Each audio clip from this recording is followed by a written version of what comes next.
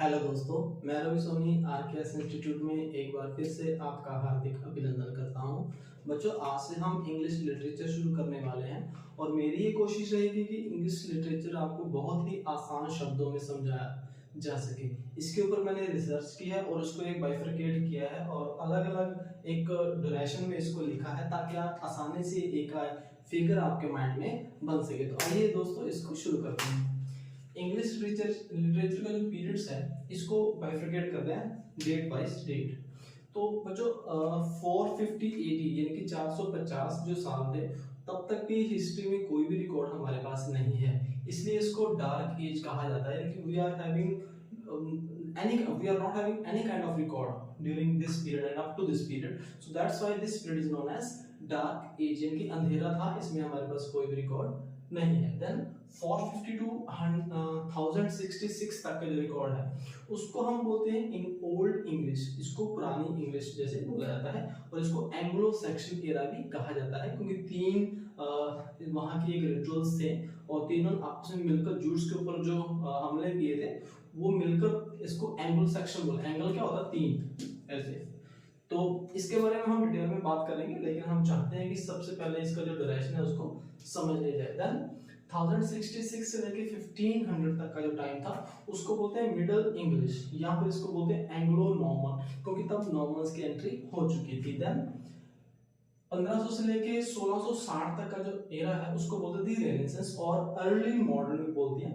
और इस टाइम में एलिजाबेथन, जैकोबियन और कॉमन जो वेल्थ है इसकी एंट्री भी हो चुकी थी। इनको हम डिटेल में करेंगे, लेकिन मेरी इच्छा है कि सबसे पहले आपको एक फिगर आपके माइंड में बैठ जाए, फिर हम इसको जो है डिटेल में करेंगे। देन 1660 से लेके 1798 जो 1660 तक का ड्यूरेशन था, इससे लेके 1798 तक का जो था इसको बोलते थे न्यू क्लासिकल पीरियड। और इसमें दी रेस्टोरेशन थे, अलेक्जेंडर पोप आए थे और इसमें सेंसिबिलिटीज जनरेट होने लगी थी। इनको हम डिटेल में करेंगे। देन 1798 से 1837 तक का जो पीरियड है वो रोमांटिक पीरियड था। इसमें हम रोमांटिज्म की एंट्री हो चुकी थी, इससे पहले रोमांटिक नहीं था, इससे पहले सिर्फ एक्शन था। अब रोमांटिक की एंट्री हो गई थी कब? 1798 में। और लेकिन जब सबसे बड़े जो राइटर हैं William Wordsworth, PB शेले, John Keats, John Aston, ऐसे राइटर ऑथर आए जिन्होंने रोमांटिज्म को बढ़ावा दिया था। देन 1837 से 1901 तक का जो पीरियड था वो विक्टोरियन पीरियड था क्योंकि इसमें जो क्वीन विक्टोरिया है उनकी एंट्री हो चुकी थी और उन्होंने काफी पॉलिटिकल चेंज किए थे, उन्होंने काफी साइंटिफिक चेंज भी किए थे और ये जो एरा था बहुत ही डेवलप्ड एरा था। इसके सबसे बड़े जो राइटर रहे हैं वो रॉबर्ट ब्राउनिंग रहे हैं जिन्होंने विक्टोरिया के एरा को काफी जो है ना गहराई से लिखा है। इसके बारे में भी हम आगे पढ़ेंगे। देन 1901 से लेके 1945 तक का एरा था जो फुल फ्लैग मॉडर्न पीरियड था।